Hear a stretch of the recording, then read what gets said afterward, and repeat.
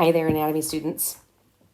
So today's lecture is going to continue on with the second part of our connective tissue proper, the dense connective tissues. The last couple of days, we've talked about the loose connective, the areolar, the adipose, and the reticular. As a reminder, the loose connective tissues tend to have more cells and less fibers in them, though fibers are certainly present and sometimes multiple types. When we look at our dense connective tissue, there are going to be much fewer cells, and we will primarily be focused on the fibers, what type and what is their arrangement. So that is something to be looking for. So go ahead, I want you to scroll past these loose connective tissues that we've already covered. And we are going to stop at our regular dense connective tissue. Okay. So our regular dense connective tissue is primarily going to be made up of collagen fibers. And they are going to be running in the same direction. They are going to be more or less parallel to each other. I'm going to put parallel-ish because they're kind of wavy at times. But I try to make the connection between those fibers running in the same direction and that word regular, because they're going to have a very regular pattern to them, which is going to look very different from our dense irregular connective tissue. Okay. By running in one direction, it allows this tissue to resist pulling in one of those directions. Okay, so resistance to pulling, but particular in one direction. Okay, and that direction will be the direction that the fibers are running. Okay, they're going to resist pulling in that direction. Because they are slightly wavy, there will be a little bit of stretch, but not a ton, because collagen fibers aren't nearly as stretchy or elastic as the elastic fibers we're going to see in a little bit. The location of where we find these tissues, so we can actually do location here. They are going to form tendons, ligaments, and fascia. My guess is that some of our athletes, but maybe other people, and maybe not, have heard of tendons and ligaments. Okay, they're not uncommon structures that we are aware of, especially, unfortunately, when it comes to injuries. But tendons are connecting bone to muscle, right? So it's what actually adheres, let's say, your bicep to the bones underneath it, okay? The ligaments are connecting bone to bone, okay? So the humerus of the upper arm to, let's say, the scapula, right up in the shoulder region, okay? And then the last one we have is something called fascia, okay? So how do we spell fascia? That works, ish, fascia, okay? So this is kind of a plastic wrap type binding. It's really thin. It's fairly clear, though it might sometimes, I think, have a white kind of hue to it. But it's going to kind of wrap our muscles and hold in the blood vessels and the nerves. And you're going to be able to see that with the rabbit dissection in the spring. Okay. Our dense connective tissue, the regular type, is also poorly vascularized. And remember that this means we're referring to blood tissue. So there is going to be low blood supply. And when we don't have enough blood, which is carrying things like white blood cells and platelets and red blood cells that are carrying oxygen, it is going to be harder for that tissue that is injured to heal.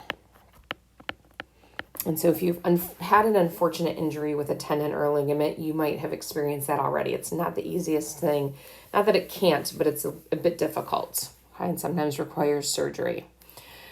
So what does this look like under the microscope? Okay. Can you see how it just, all these fibers are kind of running in one direction? They're a little bit wavy. right? But they're all going in this direction, fairly horizontal, okay? Those are all collagen fibers, okay? They're in nice big bundles, but they are running parallel to each other.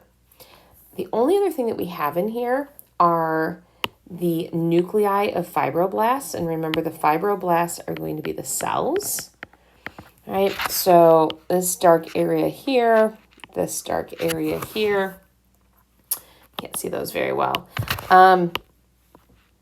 The nuclei are a bit elongated, okay, so they look a little bit different, but it is the nucleus, okay, of those particular cells. And just looking at this picture, right, there are a lot less of those than there are the collagen fibers. If we zoom in on this picture, which might be something that you see here in class, again, the dark areas, right, are going to be the nuclei of the fibroblast cells.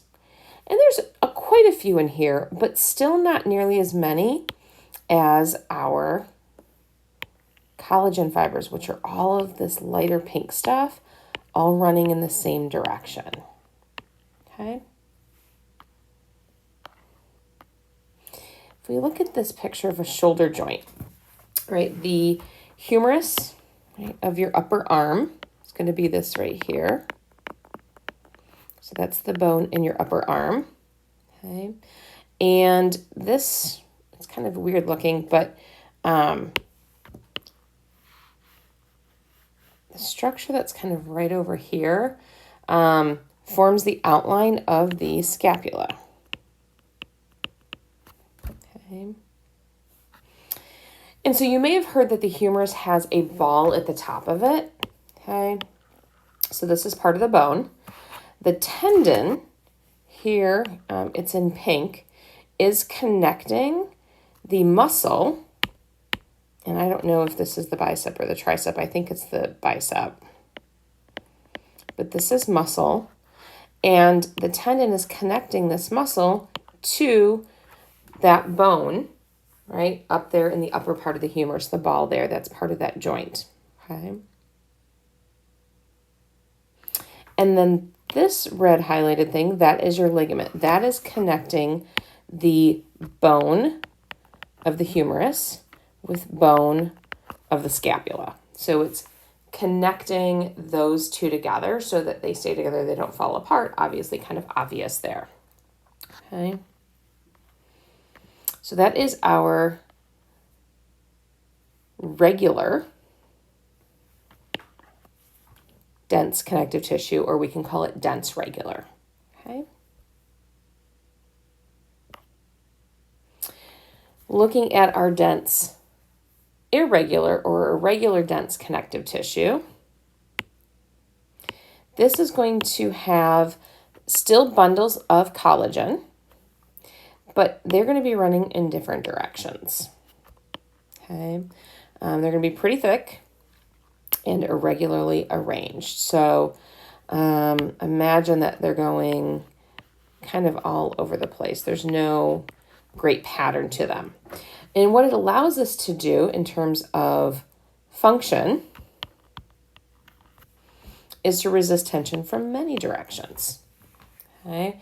And so the location of our irregular dense connective tissue are places like the skin, right? And you know that if you pull on skin, you can pull it from a lot of different directions. It might stretch a little bit, not too far, but it's going to resist pulling. And there's a lot of movement, right, with the skin in terms of different directions. We're also going to see it in the coverings of some organs and some of our joint capsules. And joint capsules, joints are where bones come together, okay? And here's our picture of the dense irregular tissue, okay? Our collagen fibers are in blue. And you can see that they are going in a lot of different directions here, okay? This way and that way and there's some here and some are just kind of blurbs, right? There's no linearity to it, okay?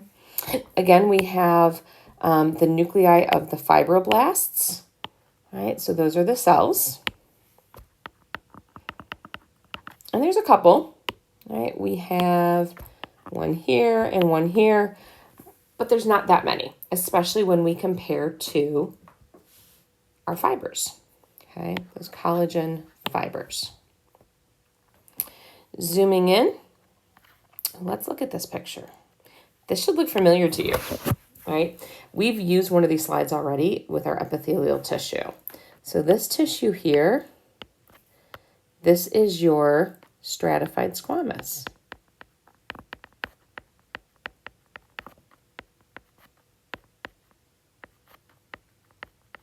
Right? This is the upper layer of the skin.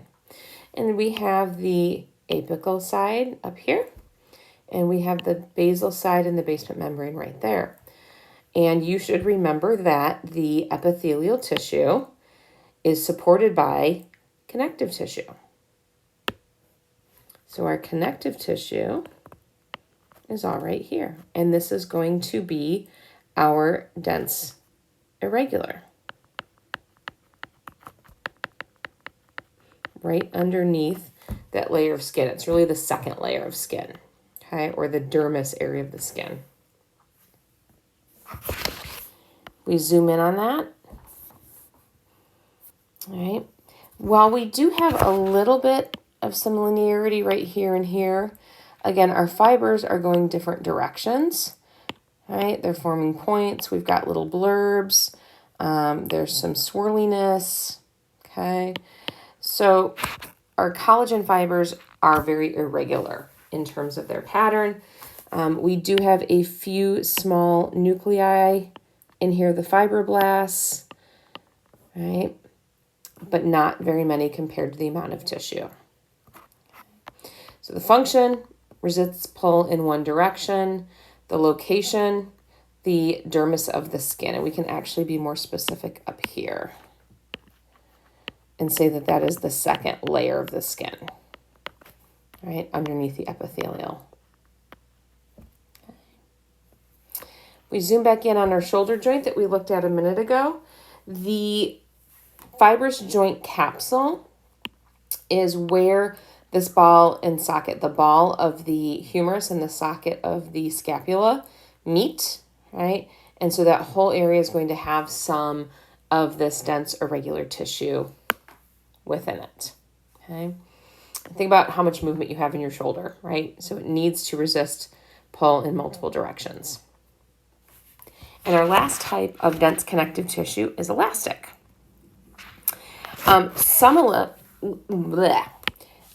Where do we find it? Okay. So location, we have some of the ligaments and our larger arteries. Okay. The ligaments that are very elastic, and again, ligaments connect bone to bone, are going to be between adjacent vertebrae. This is specifically where we find it, not all ligaments. But think of your vertebrae in your back, right? You bend forward, you bend to the side. Those vertebrae that are adjacent or next to each other need to not come apart. And so the structures that hold those ligaments together need to have some elasticity to them so they can bend with you, okay?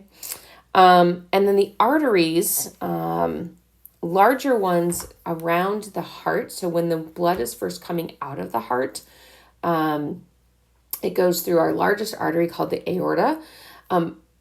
It's going to stretch a bit as the blood comes through it. As it passes, it's going to recoil a bit. And then another beat of the heart, more blood will come through. It'll stretch a little bit, and then it will recoil.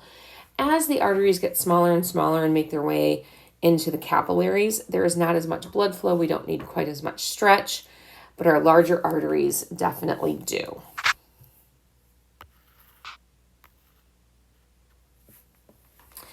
So in our elastic dense connective tissue, we have elastic fibers. That's nice and easy for us, right?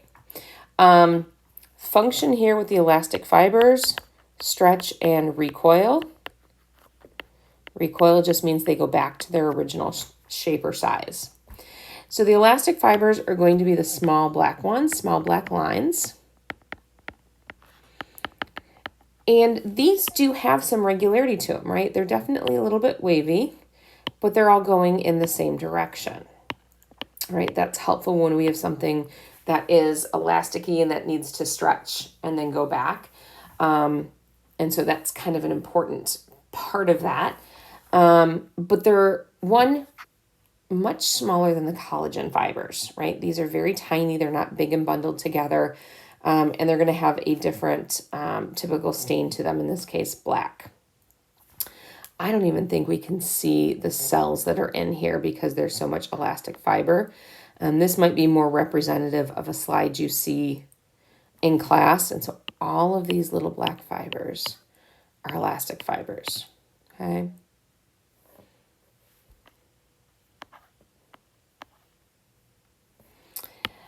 Looking at this picture here, we've got the heart. The aorta is coming out. It's at the very top of the heart. So the blood that is exiting that's full of oxygen goes into the aorta. And then it can either go left, actually right, or left, right? And these main arteries go down to your arms. These two that are heading up go towards the neck and into the head. Or the blood can loop and go down towards your torso and your lower limbs, okay? So these are all some pretty large arteries at this point that need to have this stretch capability. So we get further and further and further away, we lose that, okay? Right, so that is the end of our connective tissue proper, so dense and loose. We're actually going to skip the cartilage for now, okay? The three types, we're going to come back to that in another lecture. So scroll on down to the bone tissue, okay? And we're going to add bone and blood to this lecture and then be done. So bone tissue is called osseous tissue. And bone is the hardest tissue in the body, okay? It is very, very, very strong and hard. This is our functions here. It helps protect our body structures, like the skull can protect the brain, the sternum can protect the heart and the lungs, and then it offers support throughout our limbs and the rest of the body. It can also store fat and minerals.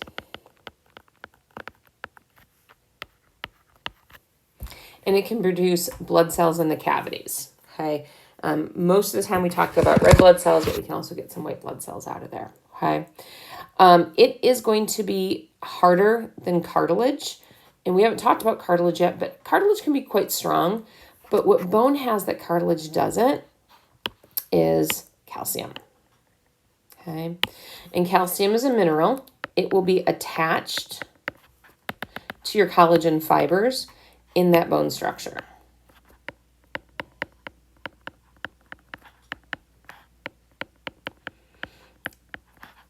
And that's that combination that is going to give us a great deal of strength. Okay, so the collagen fibers will be the fibers in our bone matrix, but we're also going to have a lot of calcium there. So where do you get the calcium? It is a mineral that you have to ingest in your diet.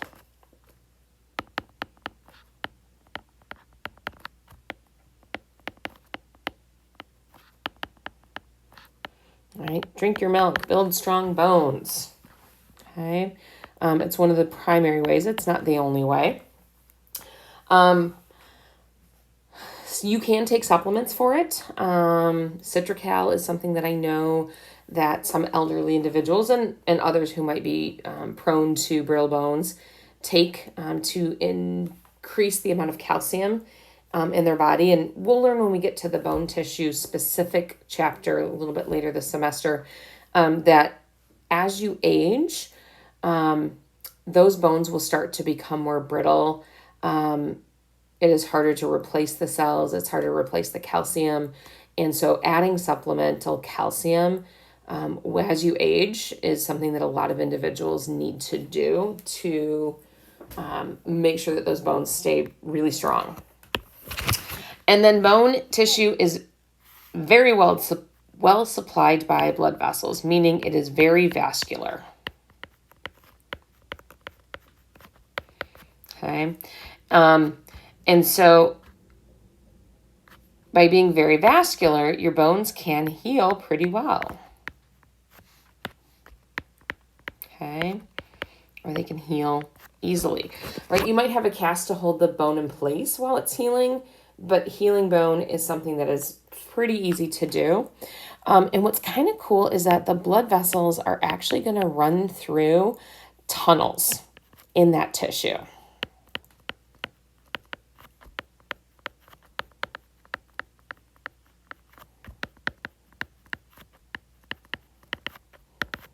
Okay.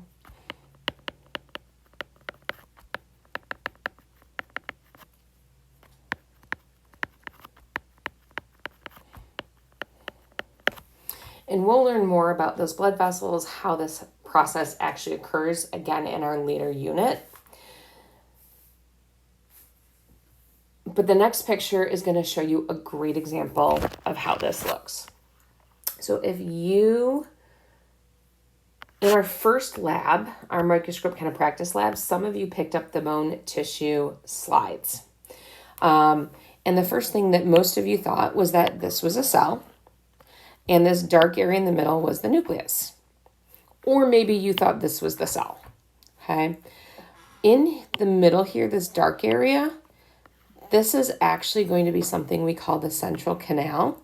And the central canal is that tunnel that our blood vessels are going to run through.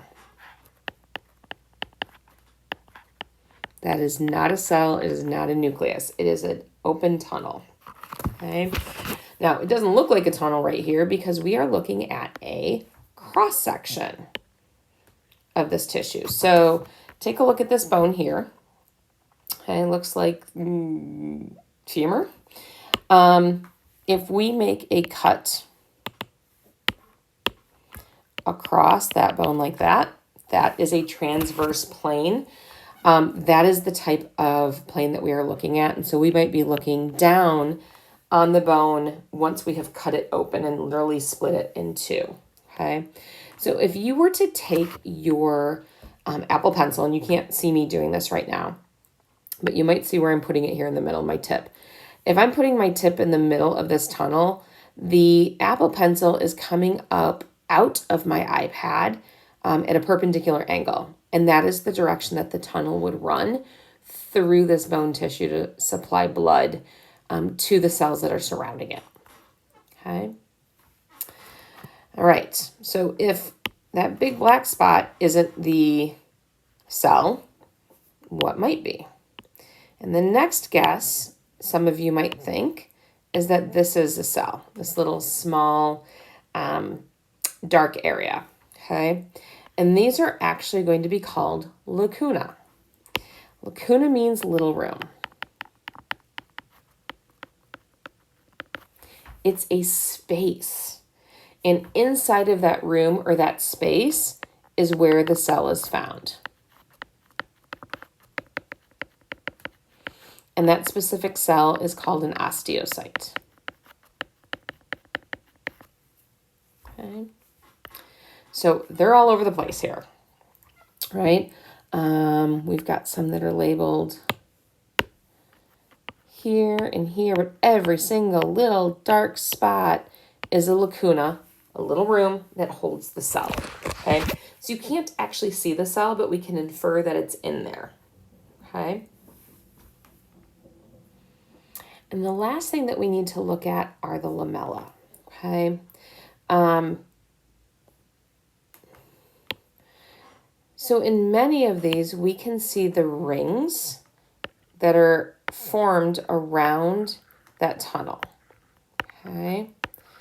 Those rings of collagen fibers and calcium with the little lamella in between them, or the lacuna, in between them, are the lamella, okay? So maybe the lamella, like, we kind of can draw lines. So there's one, here's another one, here's another one, okay?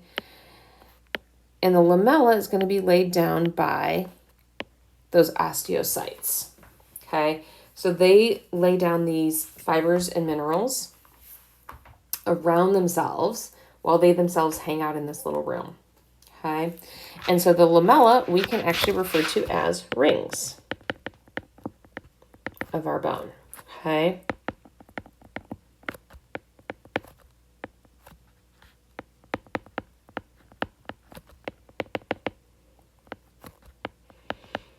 And so those rings are made up of the collagen fibers and the calcium mineral.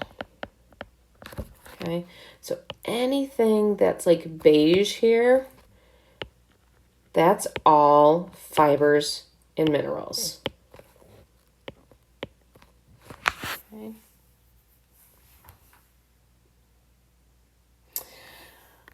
I will point out here, we did say that there are two different types of bone tissue, compact and spongy. This is what we see with compact. Spongy is going to look a little bit different. We're not going to talk about that until the next unit about bone. Okay. Another picture, some really nice rings of lamella. You can clearly see the lacuna, the little rooms surrounding that central tunnel, okay, or the central canal. And the last tissue for the notes today, blood. And blood is our most atypical connective tissue, right? It's not like all of the others, okay, because it is a fluid, and all of our other tissue types are solids. Its job or its function is going to be to connect the body by transporting substances. All right, we've already mentioned that a few times. Gases like oxygen and CO2, dissolved minerals, dissolved salts, hormones, etc. And with our tissue types, we have both cells and matrix, right? So our cells, the hard parts, we have red blood cells, right? White blood cells, and platelets, which are actually going to be like pieces of cells. Okay, so those are all the solids.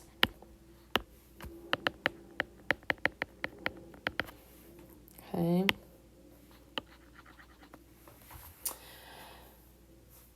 The non-living matrix that surrounds the cells is going to be the plasma. Okay, so matrix is plasma, and that plasma is the liquid. Okay, and it's going to be primarily, I want to say like 95% of that plasma is water. And then we also have the dissolved gases, minerals, hormones, etc. Okay. So I like to make an analogy comparing blood to tubing down a river. And many of you may have done this, or hopefully you can picture what this looks like, right? The red blood cells are the inner tube, and the water of the river represents our plasma. If there's no water, the inner tube just sits in the mud, right? There's nowhere for it to go. And so the water is essential to actually moving anything. And so with the blood, right, the water of the river represents the plasma. It is critical in order to move those substances or carry them throughout the body. Okay. There are going to be some fibers. They do not appear until we need them during the clotting process.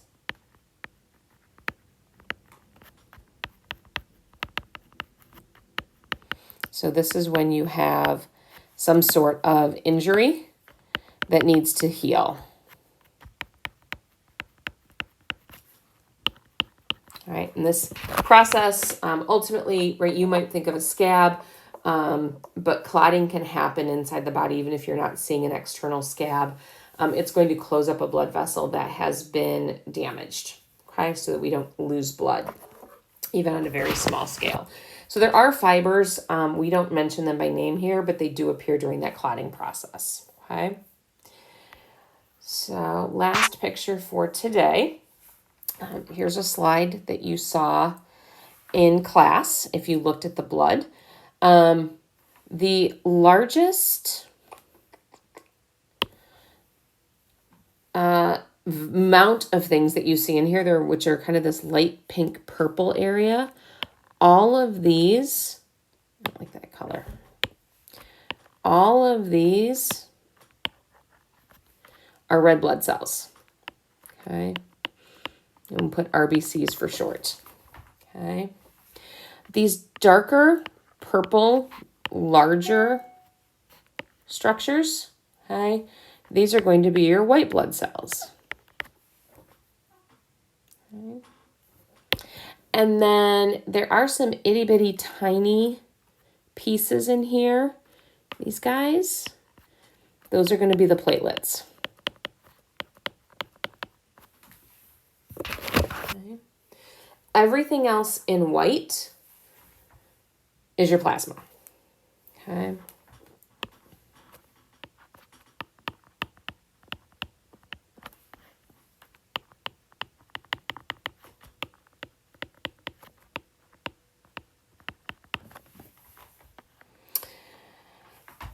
So this is more typical of a picture that we're going to see, or a slide that we'll see on a microscope in class. This particular picture is extremely high power magnification. It actually says here over 1600 times larger than it really is, and our largest magnification is 400. So we will not see anything that is this large. But we can point out we have our red blood cells clearly marked here.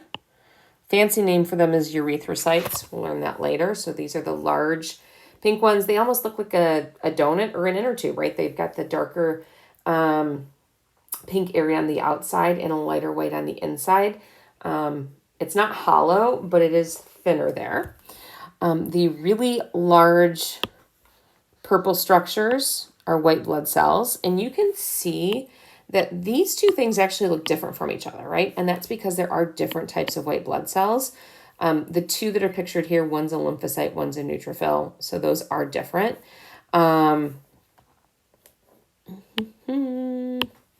These little guys in orange aren't labeled, but these are platelets. So little fragments of cells, they're really, really tiny.